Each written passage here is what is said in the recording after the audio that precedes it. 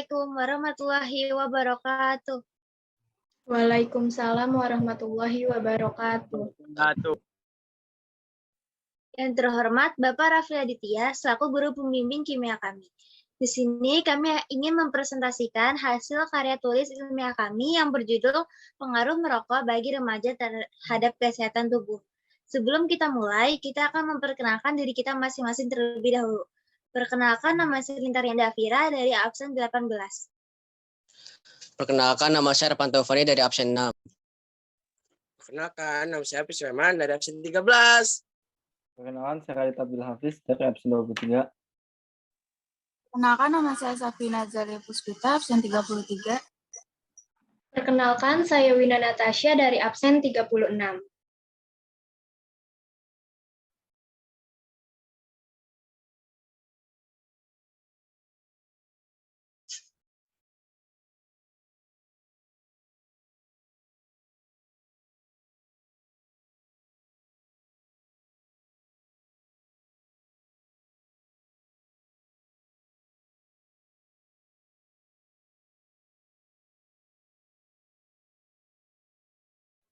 Topik pembahasan yang akan kita bahas yaitu ada 5. Yang pertama, bab 1 yaitu pendahuluan, bab 2 landasan teori, bab 3 metodologi penelitian, bab 4 hasil dan pembahasan, dan yang terakhir bab 5 yaitu kesimpulan. Bab 1 pendahuluan. Di sini kita akan membahas 3 yaitu latar belakang, rumusan masalah, dan tujuan penelitian. Latar belakang. Merokok sekarang ini sudah menjadi tren di kalangan pelajar, baik siswa SMP maupun siswa SMA. Bahkan, siswa SD pun sudah ada yang mencobanya. Bagi remaja modern, merokok merupakan satu jenis pilihan aktivitas yang populer dilakukan untuk memanfaatkan waktu senggang. Rokok seakan-akan sudah menjadi salah satu kebutuhan yang hampir menyamai kebutuhan pokok. Merokok menyebabkan luka terhadap saluran pernapasan dan kantong udara dari paru-paru yang dapat menyebabkan penyakit paru-paru. Orang yang dengan sengaja membakar rokok dan menghirup asap dari pembakaran rokok tersebut disebut sebagai perokok aktif. Sedangkan orang yang tidak merokok namun terpapar atau menghirup asap rokok disebut sebagai perokok pasif. Asap rokok yang masuk ke dalam tubuh mengandung karbon monoksida yang dapat mempengaruhi hemoglobin di dalam darah untuk berikatan dengan oksigen. Hemoglobin adalah protein yang kaya akan besi, memiliki afinitas atau daya gabung terhadap oksigen. Peningkatan kadar hemoglobin pada perokok terjadi karena adanya efek dari mekanisme kompensasi tubuh terhadap rendahnya kadar oksigen. Peningkatan kadar hemoglobin dalam darah menyebabkan gangguan pada paru-paru seperti fibrosis paru-paru, penyakit jantung kongenital, cor pulmonale, polycythemia vera. Sedangkan penurunan kadar hemoglobin dalam darah dapat menyebabkan penyakit yang salah satunya adalah anemia. Menurut alam.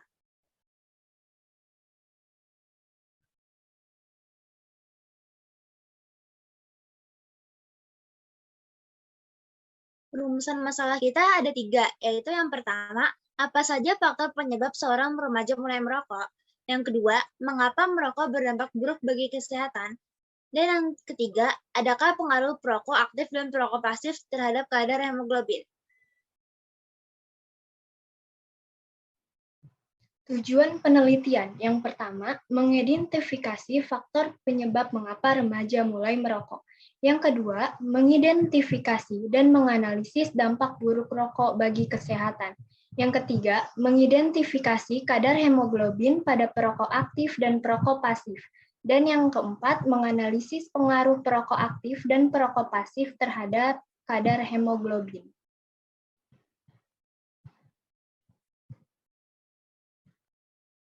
Yang kedua, ada kerangka teori. Landasan teori. Rokok adalah salah satu olahan yang terbuat dari tembakau. Rokok umumnya berbentuk silinder yang memiliki ukuran 120 mm dengan diameter 10 mm. Banyak remaja yang berusia kurang dari 18 tahun sudah mengonsumsi rokok. Faktor yang mendorong mereka untuk merokok yaitu bisa dari faktor rumah tangga orang tua yang kurang harmonis, pergaulan bebas, serta iklan-iklan di berbagai media yang memicu remaja untuk melakukan seperti itu. Seperti yang kita ketahui, dalam satu batang rokok mengandung lebih dari 4.000 zat kimia yang berbahaya. Contohnya nikotin, benzen, metanol, dan lain-lain. Zat-zat tersebut dapat menyebabkan pengonsumsi menderita penyakit seperti asma, infeksi paru-paru, dan lain-lain. Rokok juga tidak hanya dapat memberikan efek negatif bagi yang mengonsumsinya, tetapi dia juga memberikan efek negatif bagi yang menghirup udara rokok tersebut.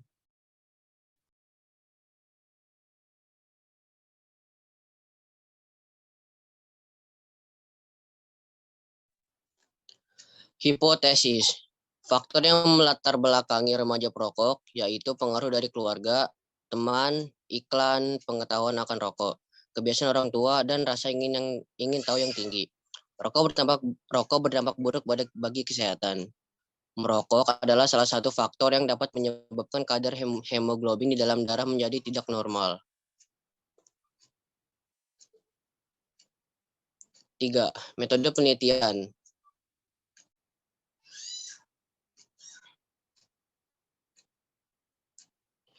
Waktu penelitian dilaksanakan dari perencanaan penyusunan KTI sampai dengan penyusunan laporan akhir, yaitu sejak 6 September 2022 sampai 20 September 2022.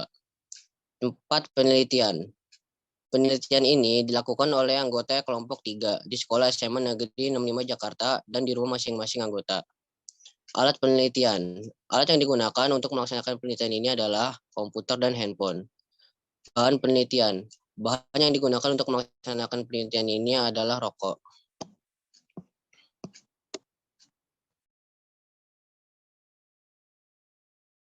Prosedur penelitian. Langkah yang pertama, mengamati komposisi pada rokok. Langkah kedua, mencari informasi tentang komposisi yang diamati. Langkah ketiga, mencatat informasi yang didapat dari berbagai sumber. Langkah keempat, mengumpulkan data informasi. Langkah kelima, menganalisis data penelitian. Langkah yang keenam, menyusun laporan hasil penelitian.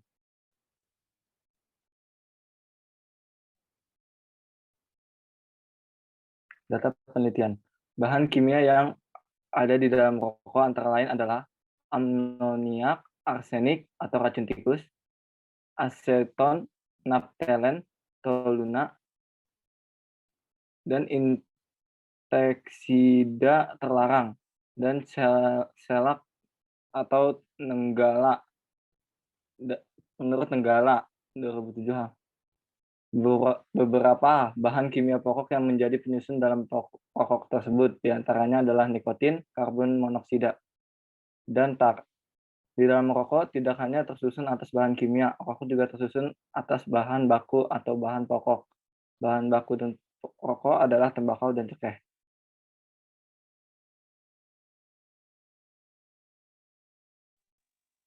Yang keempat, ada pembahasan.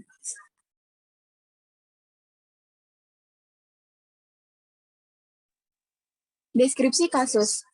Sulitnya kebiasaan merokok ini sudah dimulai pada masa remaja yang membuat remaja ini ketagihan dan kecanduan.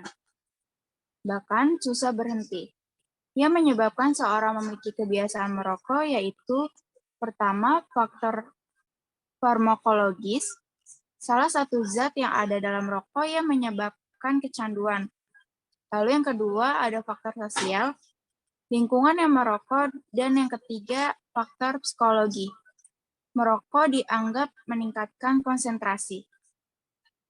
Merokok juga dapat menyebabkan dampak buruk bagi kesehatan, yaitu kanker paru-paru, stroke, jantung koroner, dan tingginya kadar hemoglobin. Akibat pengaruh karbon monoksida yang dihisap oleh perokok aktif maupun pasif yang kemudian masuk ke dalam darah.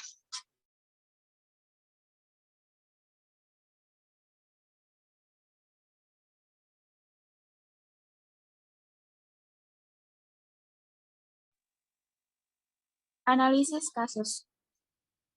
Ketergantungan remaja pada perokok saat ini dipersepsikan sebagai kenikmatan yang memberikan kepuasan psikologis. Gejala ini dapat dijelaskan dari konsep tobacco dependency atau ketergantungan rokok. Hal ini disebabkan sifat nikotin adalah adiktif. Jika dihentikan secara tiba-tiba, akan menimbulkan stres. Faktor yang mempengaruhi remaja merokok pada zaman sekarang yaitu rumah tangga orang tua yang tidak harmonis, pergaulan, dan iklan di media. Dalam satu batang rokok ataupun asap rokok mengandung lebih dari 4.000 bahan berbahaya, maka dari itu rokok memberikan efek berbahaya pada perokok. Contohnya, pada ibu hamil, dapat melahirkan anak yang memiliki berat badan rendah. Pada bayi dapat menyebabkan sindrom kematian bayi mendadak. Pada anak-anak, perkembangan paru-parunya akan tertunda. Dan pada orang dewasa memiliki risiko terkena penyakit jantung dan tingginya kadar hemoglobin, yang disebabkan karena banyaknya karbon monoksida yang masuk ke dalam tubuh. Karbon monoksida akan mempengaruhi kadar hemoglobin untuk memberikan dengan oksigen. Sehingga apabila karbon monoksida masuk ke dalam tubuh, maka hemoglobin akan lebih banyak. Penutup, kesimpulan dan saran. Kesimpulan, faktor yang mendorong remaja untuk merokok yaitu 1. Rumah tangga orang tua tidak harmonis, 2. Pergaulan, 3. Iklan di media, 4. Faktor persepsi remaja yang menghadapi rokok dapat menghilangkan rasa stres.